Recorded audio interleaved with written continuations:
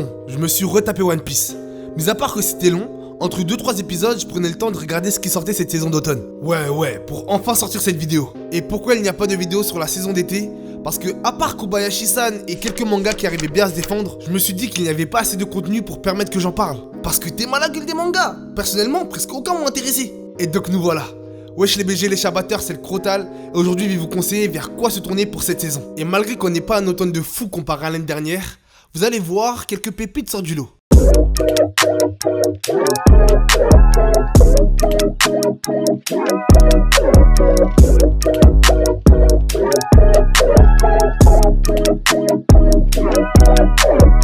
On commence cette saison avec un fiac.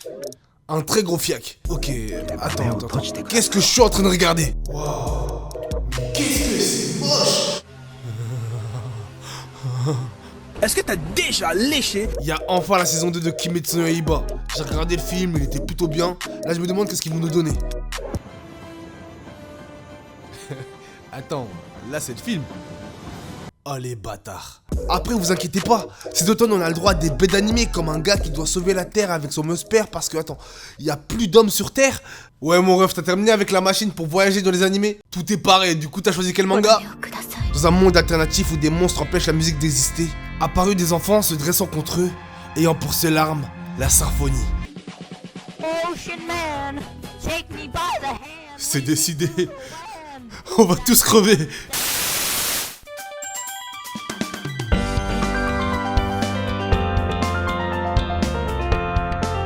Et c'est parti pour la session poitrine de cette saison. Nous sommes comme d'habitude accompagnés de Michel. Bonsoir Michel. Bonsoir à toi le Crotal. Mais surtout bonsoir à tous nos téléspectateurs. Car aujourd'hui on a du lourd. On a de l'elfe, on a de la bestiale. On a tout ce qu'il vous faut pour vous emmener vers le débat parallèle. On commence avec une catégorie très courte mais très importante. Car c'est la liste des animés que je recommande vraiment pas. On commence calmement avec Bill Divide 00. Bon. Bill Divide, il aborde le thème des cartes à jouer. Mis à part Yu-Gi-Oh, moi je m'y connais pas trop dans ce sujet-là. Du coup je lui ai laissé sa chance. Et quand je vous dis qu'il a vraiment pas réussi à me convaincre, là je suis gentil. J'ai même pas fait plus de 5 minutes sur l'épisode pour que ça me lasse déjà. Et tout ça à cause d'explications bancales et un mode de jeu qui m'a pas trop convaincu. Cette saison on mange encore un manga de danse avec de la CGI bien concentrée. Là je vous parle de Gekijuban, un manga de flamenco. J'ai regardé la bande-annonce. Faites demi-tour. Aujourd'hui, je sais pas pourquoi il y a toujours des studios d'animation qui utilisent de la CGI alors que c'est pas leur point fort. Si c'est en achetant de la 3D pas chère qu'ils comptent pas mettre la clé sur la porte, vraiment commencez déjà à la placer. Et je fais une petite transition pour parler du manga qui va suivre, qui s'appelle Tesla Note. Franchement, je vous recommande plus Gekijuban que ce manga. Oui, alors qu'en cours de route, j'ai remarqué que c'est un yaoi. C'est grave. C'est très grave. Dans le manga de flamenco, il y avait de la 3D, mais parfois ils mettaient de la 2D. Là, cherchez même pas. Même l'opening, je sais même pas s'il est en 3D. Putain, merde, il est. Après, il y a ce manga. Tu vois, il veut pas dire son blast, comme ça on me voit pas comme un mec bizarre, t'as capté. Mais je comprends, si t'as envie de mater. Tu vois, je te l'écris ici, là. Ici. Temasa. Vraiment, il se touche de manière très sensuelle. Après, ça pousse des cris, tout ça. Vas-y, ça dit, ça fait du bien. Et franchement, je conseille pas. Mais je déconseille pas pour ceux qui sont intéressés. Là on enchaîne avec des mangas qui m'ont déçu. Genre j'ai regardé la bande-annonce, l'épisode 1 et aussi l'affiche. J'avais même parfois de l'attente pour certains. Et ça a pas marché quoi. Commençons cette liste de déceptions avec Visual Prison. Nous entraînons dans le quotidien d'un gars qui se nomme Ange Yuki. Ouais, on va l'appeler Yuki. Et qui en se rendant au concert de son artiste préféré, assistera à quelque chose qui changera sa vie. C'est pas pour vous le déconseiller mais un manga de vampire, traitant de musique, qui moi arrive pas à me convaincre dès le début. Désolé, message next. Et pourquoi elle est pas dans les animes à esquiver?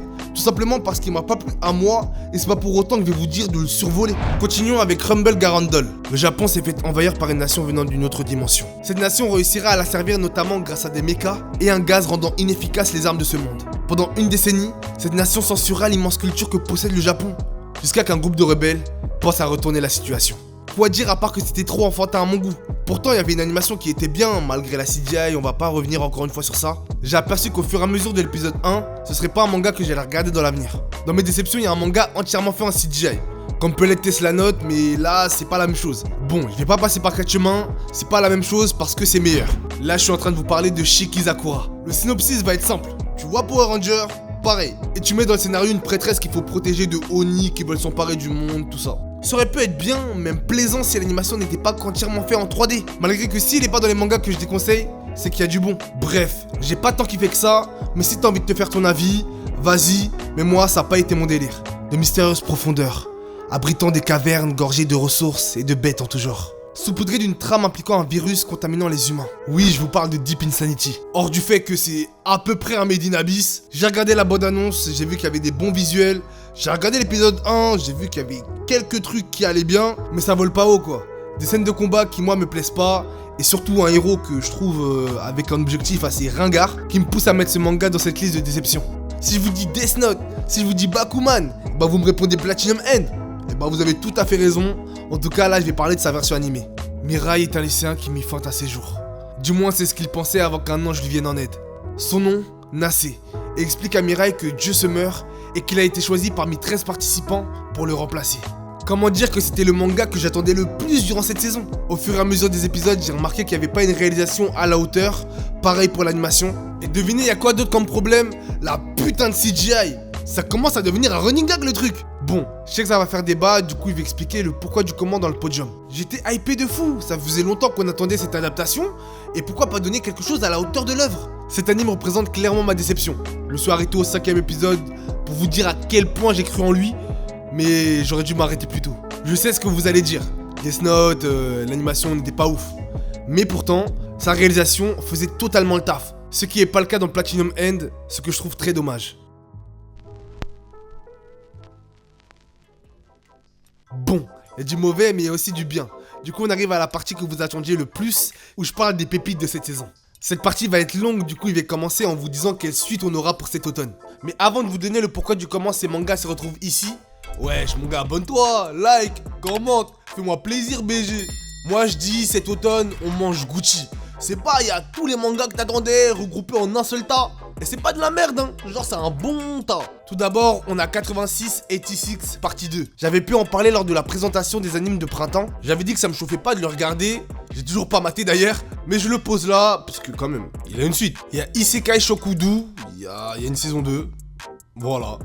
Parce qu'il y a surtout La Voix du Tablier, un anime très comique que j'ai kiffé regarder et qui là nous propose sa partie 2 actuellement sur Netflix. Et aussi la saison 2 de Yashahime, manga se déroulant dans l'univers de Inuyasha. Mais aussi la saison 2 de Yukonara Muck Up, dont j'ai aussi pu parler dans ma vidéo des animes de printemps.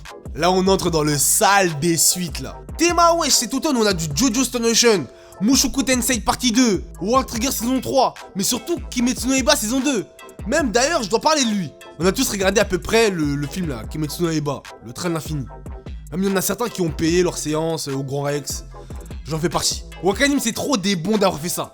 D'ailleurs, je vais même beaucoup parler de cette saison. D'ailleurs, j'ai bien aimé le film, hein. Mais quand Ufotable réadapte le film en version sérialisée, alors qu'ils avaient dit qu'ils pouvaient pas, voilà la raison du fait qu'ils ont sorti un film et qu'ils réussissent à gratter 9 épisodes sur 24 en réadaptant la même chose avec quelques scènes où on voit le putain de gars en train d'acheter des putains de pancakes. C'était des nouilles. Ferme ta gueule, ben j'ai la haine. Mais comme suite, on a aussi du Baki, plus précisément Anma Baki Son of Ogre, disponible sur Netflix. On entame cette sélection de petites pépitas avec Senpai ga Urusei, un manga de type romance comique qui nous plonge dans le quotidien de Igarashi, une jeune femme travaillant dans un bureau. Constamment agacée par son aîné Takeda, elle finira pourtant à tisser des liens avec lui, se rapprochant de plus en plus de son aîné. Car oui, regardez Igarashi, regardez le colosse. Moi je dis, il y a de la pédophilie dans l'air. TK78 sort de ce corps. Ce sera disponible sur Wakanim. Puis on enchaîne avec Tsukito Laika, un manga mêlant vampire et astronaute. Ouais, deux trucs qui concordent pas, mais vous allez voir, c'est bien. Nous parcourrons les aventures de Leps, obligé de tuteler Irina, une vampire cobaye, que l'armée souhaite secrètement envoyer dans l'espace. Rien à dire à part quelques défauts qui me déplaisent, mais qui changent pas mon avis, du fait que ce soit une pépite plaisante à regarder et qui sera présente sur Wakanim. On n'en a pas fini avec la catégorie romance car je vous présente Taisho Otome. Tamaiko, renié par son père après la mort de sa mère, obligé à vivre loin du foyer familial, il recevra un soir la visite de Yuzuki, jeune fille de 15 ans qui dit être sa femme. T'en fais pas, le gars au cas où il a 17 ans, il y a pas de pointage dans l'air, tu vois. Et au cas où s'il y a des situations cocasses malgré son âge, ça se passe en 1920. Je sais pas pourquoi je te rassure, mais c'est pas de ma faute mon gars, c'est le scénario. Et devinez c'est encore sur quoi? Wakanim. Et ils détiennent les droits de tout on dirait. Je t'ai dit, je vais pas arrêter de parler d'eux. Après on a Shikanomi. Bon, je l'ai mis là parce que... Koniba! C'est un isekai chill, comique, j'ai passé un bon moment devant l'épisode 1, du coup je peux que vous le recommander. Iragi se fait harceler par ses camarades de classe du fait de son obésité. Mais un jour, ses camarades de classe et lui se font téléporter dans une sorte de jeu où le but ultime est de survivre. Après, c'est pas un anime à prendre au sérieux. Regarde, dès les premières secondes, on voit une meuf à poil devant lui et qui lui fait un câlin quoi. Anime disponible sur Crunchyroll. Dans la foulée, on a DG Meet Girl. Maïsé est une lycéenne travaillant dans l'hôtel familial. Elle y fera la rencontre de Ichiro, un client se plaignant de faits surnaturels dans sa chambre. Des épisodes de 3 minutes, vraiment vous voyez même pas le temps passer. Cet anime vous apporte un vent de fraîcheur des plus agréables, qui moi réussira à me convaincre. Foncez, je vous le recommande chaudement, malgré qu'il soit pas sur des plateformes légales. Selection Project, d'où le nom du titre, est une émission organisée pour créer des idoles. Et extrêmement fan de sa première gagnante, Suzune décidera de s'inscrire malgré ses problèmes de santé. Ouais, moi, je suis là pour le scénario. Le big scénario. Plus précisément, c'est un anime qui regroupe plein de jeunes femmes pour créer plein de waifus. Et ça marche. Moi je pense celle-là. Ah ouais, aussi, c'est un anime de chansons à la Carol and Tuesday. Je sais pas si ça te donne des points, tu vois. Non, je rigole. En vrai de vrai, j'ai bien kiffé le scénario, j'ai bien kiffé comment c'était amené. Et du coup, foncez, encore une fois, c'est recommandé par le Crotal. Ce sera sur Wakanim. Tout de suite après ça, on a Sakugan. Tu vois ce que j'ai présenté précédemment? Ça, c'est plus du tout dans la même catégorie. L'épisode 1 m'a bien expliqué que là, ça allait pas rigoler quoi. Les humains, à cause d'une catastrophe, vivent dans un monde souterrain appelé labyrinthe. C'est là-bas qu'on rencontrera Memempu, suivi de son père, qui à l'âge de 9 ans, souhaite devenir marqueuse, travail où seulement 5% des personnes survivent. J'ai bien kiffé, il y a une bonne ambiance. Le seul défaut que j'ai remarqué, encore une fois, c'est la 3D mal gérée. Vraiment, j'ai rien contre la CGI, mais parfois quand c'est mal utilisé, faut que je le note quoi. Par exemple, la CGI du Footable, la CGI des studios Trigger, ou sinon de Wit Studio, j'ai rien à dire. Même si je sais que certains studios n'ont pas les moyens, parfois vaut mieux revenir à la 2D qu'envisager la 3D. Bref, le tout est sur Crunchyroll. Pour continuer, on a Shin no Nakama. Bon, on est dans un monde style RPG, mais c'est pas un isekai. Tu vois, lui, il a une sœur, et sa sœur, elle est incroyablement forte. Même c'est sa petite sœur. Et il s'est fait jeter de sa guilde, parce que voilà, il commençait à être un petit peu nul. Du coup, lui, il est parti habiter dans une contrée un petit peu perdue, et il a décidé comme ça d'ouvrir un commerce de plantes médicinales. Et on va suivre ses aventures. Franchement, je l'ai regardé sans plus, j'aurais pu le mettre dans mes déceptions, mais j'ai pas envie. Parce que non seulement il le mérite pas, mais parce que peut-être sûrement il a du potentiel. Ce sera en direct comme d'habitude disponible sur Wakanim. Après on a le Mushoku Tensei version light. Je veux bien sûr parler de Sayate no Paladins. Là, ça veut dire quoi? Je t'explique, tu retires tout le contenu ecchi de Mushoku Tensei et tu crées un nouveau manga. C'est ça que le créateur de cet isekai a spéculé vouloir faire. Et donc qu'est-ce que ça raconte? Ben un mec, il vient de naître, il s'appelle William, sauf qu'il se rappelle de sa vie passée et il comprend que c'était un otaku. Et il a 38 heures, un fantôme, un squelette et une momie. C'est cool. Verdict, est-ce que c'est meilleur que Mushoku Tensei? Clairement pas, c'est totalement quelque chose d'autre et on le comprend très vite. Malgré que ce soit bien géré, il y a une bonne animation. Même si c'est toujours pas au rang de Mushoku Tensei, faut pas abuser, tu vois. Je vous le recommande quand même, c'est disponible sur Wakanim. Maintenant, imaginez Hellsing mais en version comique. Ouais, je sais, c'est troublant, mais c'est totalement ce qu'est The Vampire Dies in No Time. Un chasseur de vampires qui, sans faire exprès, crame la maison d'un vampire qui, parfois sans raison, se transforme en poussière. Expliquez-moi. Et du coup, le vampire, maintenant SDF, décide de le faire chier en venant s'installer chez lui. Parce que sinon, c'est la rue, mon gars. Comment dire que j'ai bien kiffé mater ce manga? Vraiment de l'humour à foison, un petit peu ce qui manquait cette saison. Je peux que vous le recommander, ce sera présent sur Wakanim. Bah ouais, mon gars. Encore eux, je t'ai dit, ils sont trop là. Après, j'ai une déception. C'est pas clairement ça, mais c'est plus du seum. Mes petits loulous, je parle de Shumatsu Harem qui a été reporté. Tu vois, moi je voulais faire mes vues, je parle d'un petit ecchi, tout ça. Au nom de destin, il en a décidé autrement, ok? Mais bref, vu que l'épisode 1 est sorti, je vais vous parler de celui-là. Reito était malade en 2040, on l'a mis dans une cuve, il se réveille 5 ans plus tard, y a plus d'hommes sur Terre et y a que des femmes. Voilà, hein. Y a pas d'autre scénario, mon gars. Allez le mater comme vous voulez, en censuré, en non censuré. Vraiment, faites-vous plaisir. Les plateformes légales, ils ont compris qu'il fallait pas mettre cet anime dans leur catalogue. Du coup, mon gars, ça sera sur Voir Anime, otaku.fr ou Adekami. Choisis. Pour que je fasse mes vues, je vais vous parler d'un manga. C'est pas fait pour être un ecchi, mais il y a du fanservice. Tu m'as capté? Je parle bien sûr de Mieluko-chan.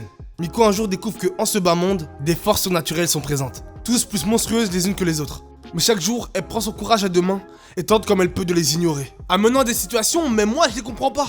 Ça m'a follement amusé de regarder ce manga-là. Même si je sais toujours pas pourquoi il y a du fanservice, je vous le recommande, ça sera disponible sur Wakanim. Enfin là, on entre dans le top 5 des pépites de cette saison. Bien sûr, sans compter l'anime qui est pour moi le meilleur de cet automne. Pour entamer les festivités, on commence avec Super Crooks, manga de super-héros réalisé par Netflix qui se base sur la vie de Johnny Bolt, un super vilain qui fait comme il peut pour survivre. Franchement, j'ai surkiffé. Niveau animation, niveau réalisation, putain, tout est là pour qu'on aime cet anime. Mais surtout, tout est là pour qu'on aime chaque personnage présenté. Il y a des défauts, mais c'est que si je suis très pointilleux. À part ça, il y a quelques scènes en CGI qui passent pas du tout. Mais sinon, sûr et certain, ça je continue de regarder. Ce sera présent pour vous sur Netflix. On continue avec un manga que j'ai attendu et cette fois-ci, pas comme Platinum End, j'ai pas été déçu. Je parle actuellement de Komi-san. La plus jolie du lycée de ce gars-là, notre personnage principal, se nomme Komi-san. Je vous le dis parce que elle y arrive pas. Ouais, je sais, j'aurais pu trouver un synonyme, mais vas-y, on s'en bat les couilles, c'est le nom du titre. Son plus gros défaut à cette fille-là, c'est qu'elle est extrêmement timide. Mais Tadano, notre héros, lui permettra comme il peut de se faire pourquoi pas sans amis. Mais en comédie et school life, il m'a directement convaincu. Ça me rappelle étrangement Love this War et c'est pas pour me déplaire. Du coup, si vous voulez ce trésor, il faudra se diriger sur Netflix. L'étoile de bronze sera décernée à Tag Top Destiny. Vous voulez savoir ce qu'une union Madhouse-Mappa ça ferait? Ben c'est totalement ça. Une météorite s'écrasa sur Terre, donnant naissance à des monstres nommés D2. Ils éradiquèrent la musique de la face de la Terre, étant leur point faible. Mais cette météorite donna à certains enfants le don d'utiliser la musique pour contrer ces bêtes. Et c'est de là que nous allons suivre l'histoire d'un chef d'orchestre suivi de sa musicienne. Ouais, je sais, s'il n'y avait pas Madhouse et Mappa, j'aurais jamais cliqué. Parce que t'es mal synopsis, vraiment, ça donne envie à qui? Mais quelle claque je me suis tapé en regardant l'épisode 1. Franchement, je m'attendais à une dinguerie et j'ai eu une dinguerie. Voilà pourquoi je suis obligé de vous le présenter. J'ai remarqué en fait que le scénario faisait le taf et que ça nous empêchait vraiment pas de profiter d'un bon anime. Actuellement présent sur Crunchyroll. Pour la médaille d'argent, on a The World Finesse Assassin. Vous allez me dire encore un isekai, mais vu que je l'ai placé haut, laissez-moi vous expliquer. Le plus grand des assassins de notre terre se retrouve devant une déesse. Elle lui propose de se réincarner dans un autre monde à une condition. Il devra tuer le vrai héros de l'histoire.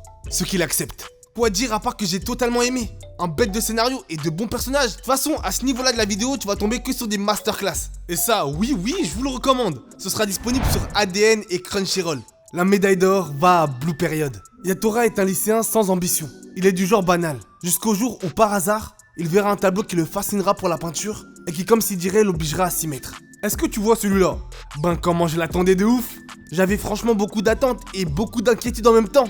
J'ai été satisfait de cette attente et toutes les craintes que j'ai pu avoir ont été balayées.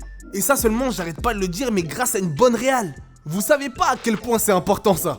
Moi qui ai un petit côté artistique, je le ressens entièrement dans ce manga. Ça, c'est un premier point du fait qu'il se retrouve ici. Mais le point qui est le plus important, c'est que c'est une bonne adaptation. J'ai pas été déçu et j'espère que vous le serez tout autant. Et pour ce faire, il faut aller le mater sur Netflix. Et la pépite parmi les pépites qui a permis à cette saison d'être incroyable, hormis les suites de manga, c'est clairement Usama Ranking. Après, c'est justifié. Tema y'a qui derrière les manettes? 8 studios. Ceux-là qui nous ont pondu dernièrement Vinland Saga et les 3 premières saisons des SNK. Non, carrément, je suis ému de les revoir. Boji est le fils d'un géant, premier prince du royaume du roi boss. Mais contrairement à son père, lui est tout frêle, mais surtout muet et sourd. Ce qui ne le décourage entièrement pas à devenir le roi de son royaume pour participer au ranking des rois, classement où il souhaite devenir le premier. Non mais je me suis mangé des claques. Tous les jeudis genre bah. 8 savent trop bien faire leur taf. Dès l'épisode 1, j'ai fait un salto arrière pour comprendre ce que j'avais regardé. Parce que c'est plus qu'une masterclass. C'est un chef-d'œuvre à venir. En plus d'un épisode 1 excellent, il a une direction artistique plus que magistrale qui lui donne un ton enfantin alors que c'est pas du tout ça mon gars. Comme vous l'aurez compris, plein de points qui font de lui l'anime de saison. Et ça Wakanim l'a bien compris car ça sera présent chez eux. Beaucoup de pépites, peu d'anime avec ski et peu de déceptions, c'est ce qui était cette saison. Après, est-ce qu'il va garder cet avis par rapport à ce qui pourra se passer dans les animes? On verra.